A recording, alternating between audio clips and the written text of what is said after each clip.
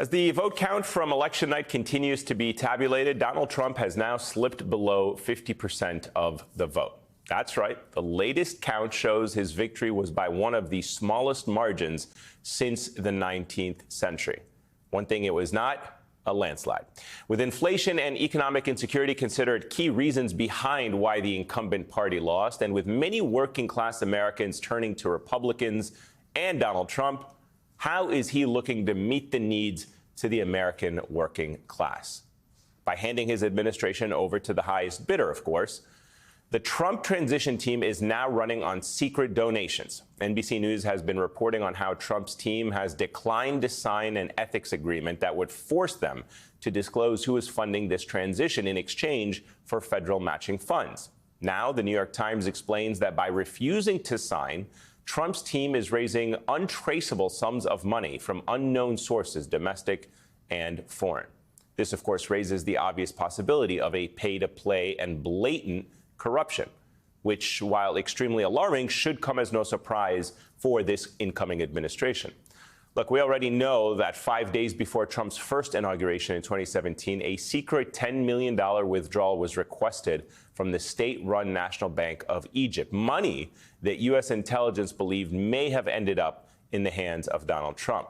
This investigation was shut down by Trump's then Attorney General, Bill Barr.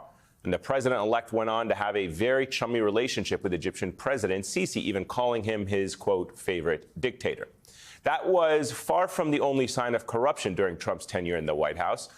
The watchdog group Crew found more than 3,400 conflicts of interest during Trump's first term. From holding events at his properties and golf courses and lining his pockets to foreign officials patronizing Trump-owned businesses, possibly in exchange for political favors. And during his most recent presidential campaign, we learned Trump invited oil CEOs to Mar-a-Lago and promised to hand over his energy policy to them if they could steer $1 billion to his campaign.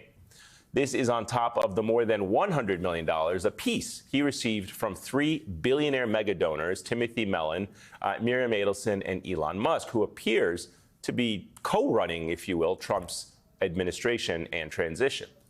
Make no mistake about it, this is not an administration that is being built to address the needs of the working class voters who elected it.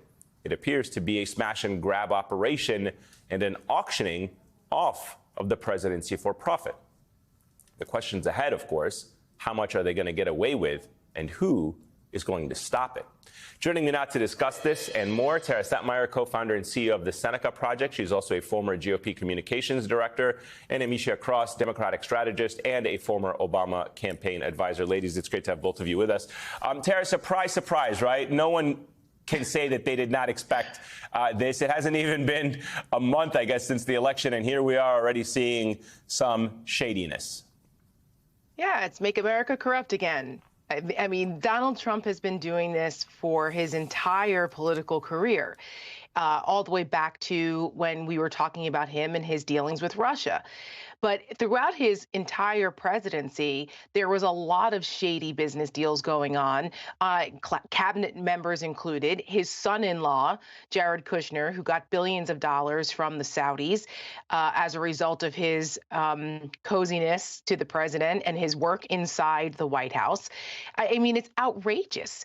And we've been distracted with so many other things, outrageous and unethical things that Donald Trump has done, from the sexual impropriety and misconduct to his cabinet members with these problems, that we've kind of forgotten about this corruption side of things, the unethical side. Just last weekend, Donald Trump was sitting ringside at the UFC fight with the head of the Saudi Public Investment Fund. So, I mean, it's pretty obvious. Elon Musk isn't hanging around because he wants to just be cool and be part of the presidential transition team. Elon Musk has a lot invested in this here, literally and figuratively. So anytime that you see this, the people that Donald Trump is surrounding himself with, I ask the American people, how do you think this is going to benefit you in the middle class? How do you think any of these relationships are actually going to benefit you and fix the affordability issue that so many people claim that that's the reason why they voted for Donald Trump? They forgot about everything else. They rationalized everything else, all the other problems. But it's because Donald Trump is going to fix the economy for us. Is he? Is it really going to be for them, or is it going to be for him and his rich friends? Yeah, Misha, I mean, basically the sign on the White House is going to read open for business, or for sale, one way or the other. I mean, for all the talk after the election about working class votes shifting Republican, isn't this going to create a wide opening for Democrats? Shouldn't it create a wide opening for Democrats to combat Trump and the Republicans? I mean, clearly these appointments and these donors are not here to fight for working men and women in America. No, absolutely. The working class voter, that vote was up for grabs, and unfortunately the Democrats lost on that front. With that being said, nothing about Donald Trump up to and including the present shows that he ever really cared about working class voters or those who are not in the top 5 or 1%.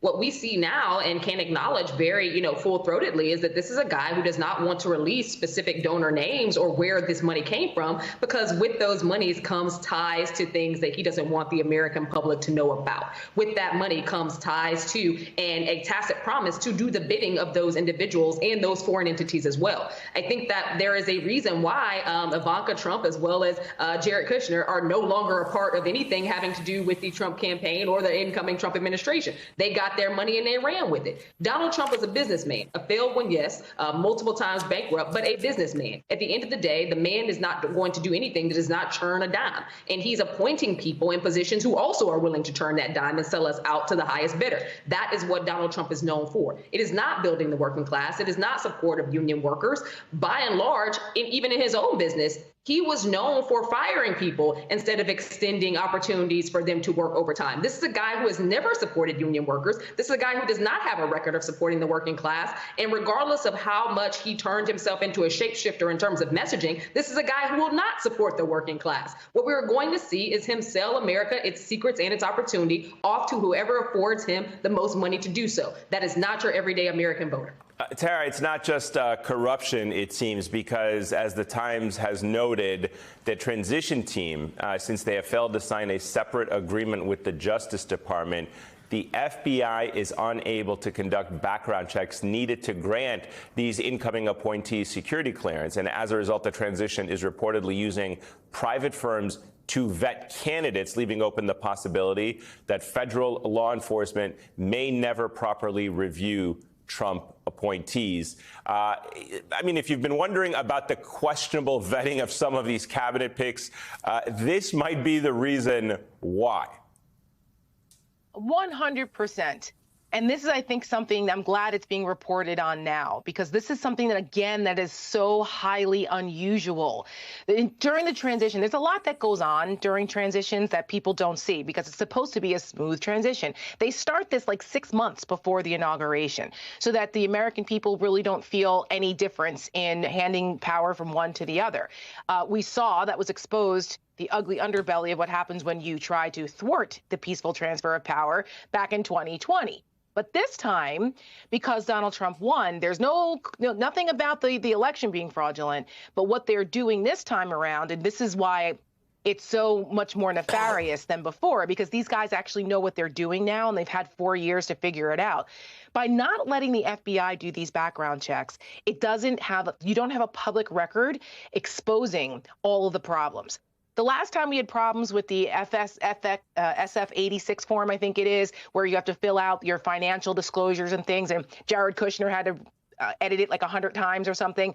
That was like the biggest scandal before. This time, they're not signing over anything. The GSA can't transfer things over. They can't use money with the funding to help with the offices and the computers and the basic logistics of handing things over to a new administration. They can't do any of that. And then on top of it, you have all of these cabinet members who would normally be vetted by the FBI that are not being vetted now because Donald Trump doesn't want this exposed. Look at how many people have problems, whether it's with their own personal behavior or with their finances or questionable, lawsuits and who they're doing business with.